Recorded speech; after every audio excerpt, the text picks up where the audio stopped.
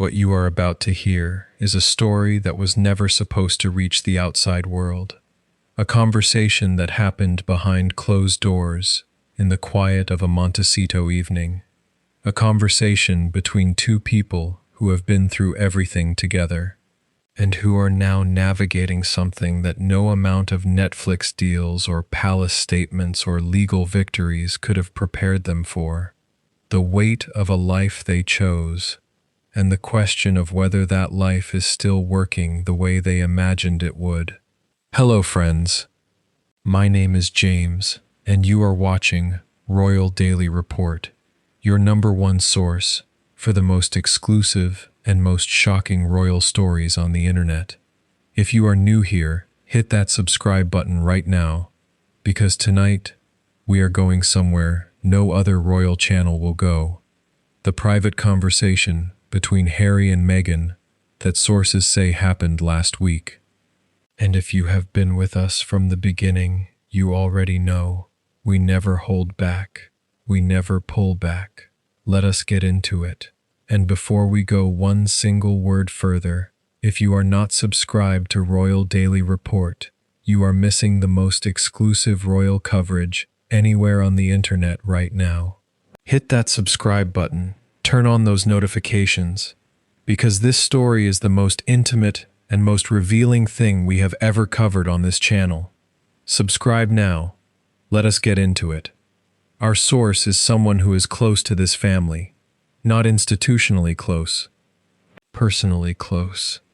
Someone who has been in that Montecito house, who knows both Harry and Meghan, not as public figures, but as people, who came to us this week because they said, the world keeps seeing them through the lens of headlines and deals and palace decisions, and they deserve to be seen as two human beings having a real conversation about a real life. And that conversation happened, and I was close enough to know what was in it, and I think people need to hear it. The children were asleep. The house was quiet. The particular quiet of a California evening after a day that had been full of noise.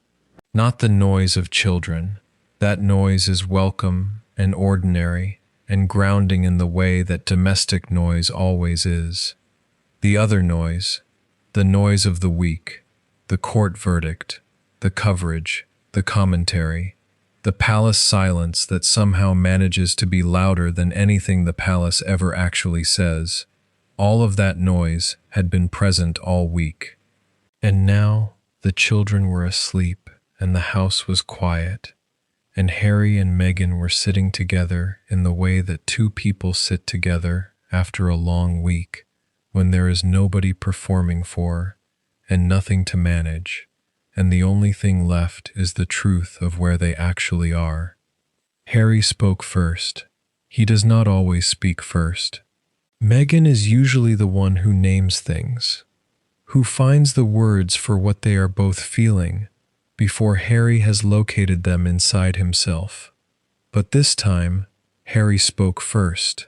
Harry, I need to ask you something, and I need you to be honest with me. Not the version of honest that protects me, the actual version. Meghan, I am always honest with you.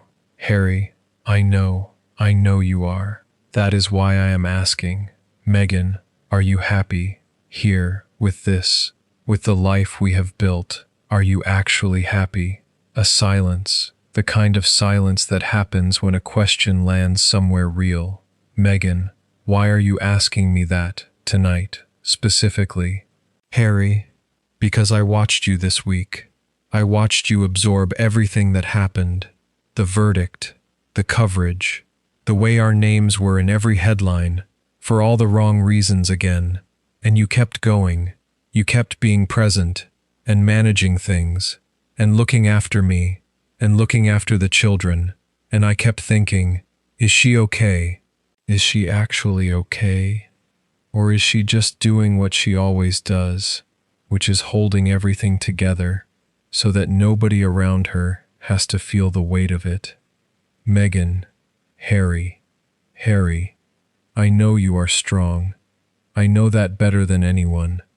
You are the strongest person I have ever known, but strength is not the same as okay. And I need to know if you are okay. Not the version you show the world, the actual version. Another silence. Longer this time. Meghan, I am tired. That is the honest answer. I am tired in a way that sleep does not fix. I am tired of the noise.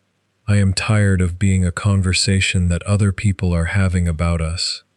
I am tired of reading things about our marriage and our children and our finances and our futures that are written by people who have never been in this house, who have never sat where we are sitting right now. I am tired of defending a life that I know is good and real and right. I am tired of having to defend it at all. Harry, I know. Meghan, and I love you. I want you to know that because I am about to say something hard, and I need you to hear the love before you hear the hard thing. Harry, tell me. Meghan, I worry about you, not about us, about you specifically.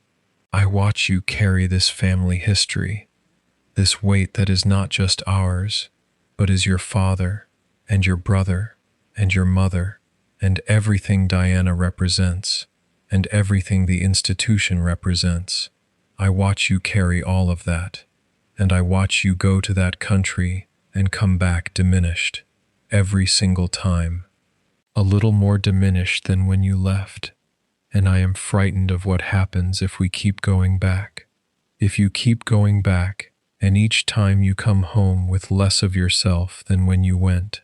Harry, I have to go back, you know that. Meghan, I know you feel that you have to. I know that feeling is real. But I want you to ask yourself something. Is the person who needs you to go back, is that person acting in your interest, or his own? Harry, that is not fair. Meghan, I am not trying to be fair. You asked me to be honest. I am being honest. Charles loves you. I believe that. I have always believed that. But love and acting in someone's interest are not always the same thing. And every time you go back, hoping that this time will be different, you come home, and it is not different, and I pick up the pieces. And I am not complaining about picking up the pieces. That is what we do for each other. But I need you to see it. I need you to see what it costs you, because you are the only one who can decide whether it is worth it. Harry sat with that for a long time. Our source says the silence between them after Meghan said those words lasted several minutes. The kind of silence that is not uncomfortable. That is two people being completely present with something true. Subscribe to Royal Daily Report right now, because what Harry said when he finally spoke is the most revealing thing about where he actually is right now. And what Meghan said back is the most honest thing either of them has said about this marriage in years. Subscribe, hit that button, turn on those notifications, subscribe now. Harry, I think about Archie. When I think about whether it is worth it, I think about Archie asking me where Uncle William is, why he does not know him, and I think about Lilibet never having properly met her grandfather, and I think, whatever it costs me personally to keep that door open, the cost of it closing completely falls on them, not on me, on them. And they did not choose any of this. I chose it. I made the decisions that created this situation, and I cannot let my children pay for my decisions. They are not paying for your decisions. They are loved and safe and completely themselves, in a way that you never got to be at their age. You gave them that. That is not nothing. That is everything. Harry, I know. And I am grateful for it every single day. But there is something else I want them to have. Something I cannot give them by myself. I want them to know where they come from. All of it.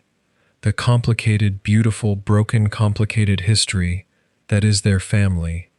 I want Archie to stand in Althorpe one day and feel Diana there. I want Lilibet to look at photographs of her great-grandmother and recognize something of herself. I want them to have access to the full story of who they are, and that means I cannot let the door close, even when walking through it costs me things. Meghan, I understand that. I do.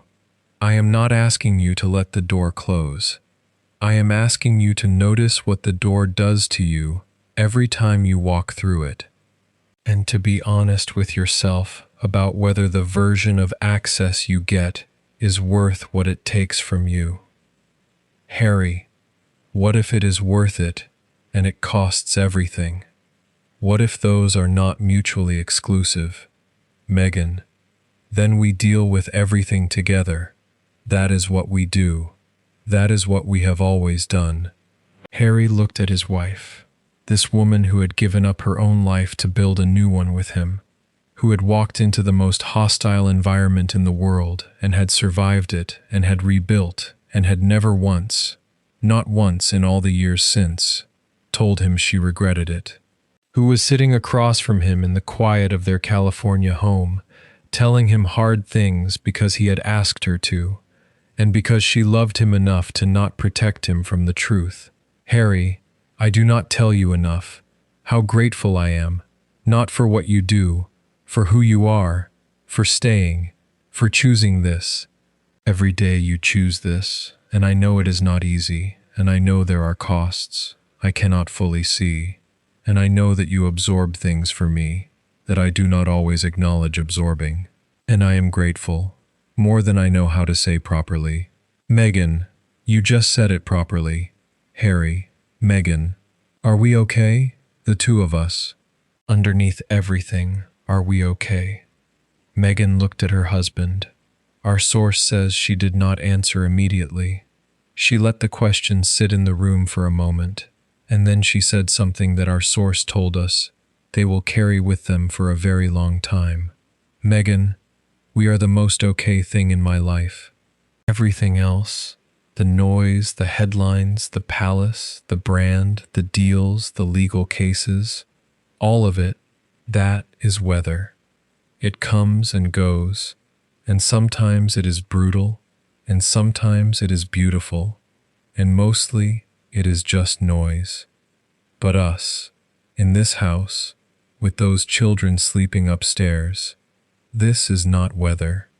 This is ground, and I have never been more certain of anything in my life than I am certain of this ground. Harry said nothing. He did not need to. Our source says he reached across the space between them and took her hand, and they sat like that for a long time, in the quiet of their California home, with the children sleeping upstairs, with all the noise of the week outside, and all the ground between them inside. This is what the world does not see when it looks at Harry and Meghan. It sees the headlines, and the deals, and the verdicts, and the palace responses, and the brand launches, and the legal cases. It sees everything that generates coverage, but it does not see this. Two people in a quiet room at the end of a difficult week, holding on to the one thing that has remained constant through all of it. Each other, not perfectly, not without difficulty, not without the hard conversations that real marriages require, but holding on, choosing each other, on a Tuesday night in California, when nobody is watching and nothing is being produced, and the only thing that exists is the truth of what they have built together. Our source said one thing before they ended our conversation. They said, I have been close to a lot of powerful people. I have seen a lot of relationships that looked one way from the outside and were completely different on the inside. And I want to tell you what I see in that house. Not the public version, the private version. What I see is two people who genuinely like each other, who make each other laugh in ways that are not performed, who know each other in the specific, intimate way that only comes from having been through genuinely difficult things together. What I see is a marriage that has been tested in ways that most marriages never are, and that has not broken. Not because it is perfect, but because both of them keep choosing it, keep showing up for it, keep having the hard conversations rather than the comfortable ones. And that, in a world that has been predicting their divorce for 6 years, that is the story nobody is covering, and it is the only story that actually matters. That is all for tonight, friends. I am James, and this has been Royal Daily Report. If this story moved you tonight, hit that like button right now, subscribe if you have not already, and turn on those notifications, because we are here every single week with the stories that go deeper than any headline. Share this tonight with someone who knows what it means to choose someone every day, despite the noise, despite the cost, despite everything. I will see you in the next one. Until then, stay informed, stay curious, and stay royal. Goodbye, friends.